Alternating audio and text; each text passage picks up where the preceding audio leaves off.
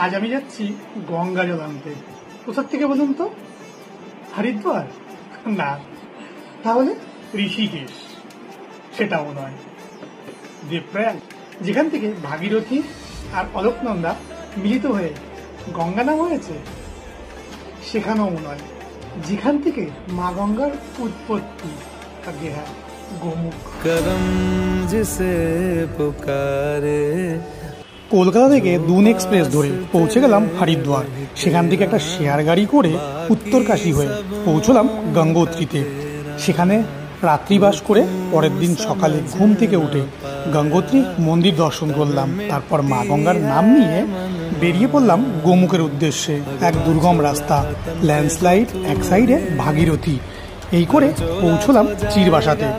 চিরবাসাতে থাকার অপশান আছে, বাট আমি গেলাম চিরবাসা ক্রস করে ভোজবাসাতে।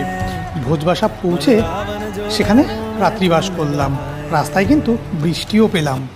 রাত্রিবাস করে পরের দিন সকালে ট্রলি ক্রস করলাম।